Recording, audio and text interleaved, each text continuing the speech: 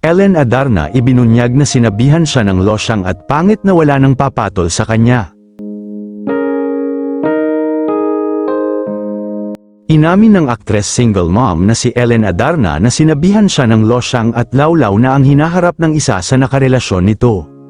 Sinabi ni Ellen lahat yan sa vlog ni Alex Gonzaga kung saan pinayuhan pa nga ni Ellen si Mikey na wag sasabihan si Alex ng losyang kapag nanganak na ito. Napagtanto ng netizens na mukhang si Derek Ramsey ang tinutukoy ni Ellen na sinabihan siya ng masasakit na salita.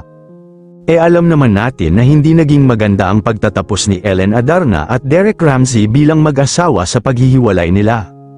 Ayon nga sa isang netizen, naging kampante kasi si Ellen kay Derek, naging pabaya siya sa sarili dahil akala niya okay lang kay Derek, pinatanggal pa niya ang silicone sa dibdib niya kasi akala niya tanggap na tanggap siya ni Derek, yun pala, gusto nito ng trophy wife na dapat laging maganda. Narito ang actual video ng pag-amin ni Ellen na sinabihan siya ng wala nang papatol sa kanya dahil losyang na siya.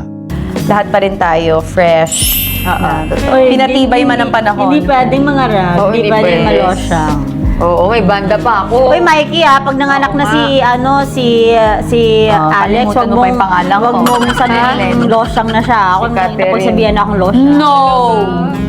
May mga ganun. Ba't naman nasabihin, Losh? Ano ba yung tsura mo? Losh, Ganun Losyang mga na daw narcissist. ako. Ganun mga narcissist. Kasi Imposible. Losyang na daw ako, wala nang papatol sa akin kasi ang lawlaw na daw ng ano ko. Ganun, tapos idadown ka losyang na nila. daw. Marami naman ang naawa sa kalagayan ni Ellen Adarna dahil kahit ang mismong taong mahal mo sa buhay ay kayang magsabi ng masasakit na salita sa iyo. Kaya take note kung magpapakasal ka.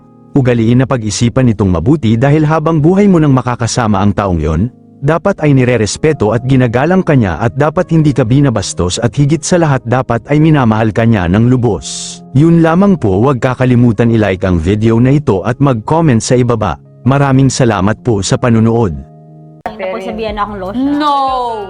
Losh, ano ba yung tsura mo? Losyang Ganun na mga daw narcissist. ako. Ganun mga narcissist. Kasi Imposible. idadown ka nila, Losyang na idadown daw ka ako, nila. wala nang papatol sa akin kasi ang lawlaw na daw ng ano ko. Ganun, tapos idadown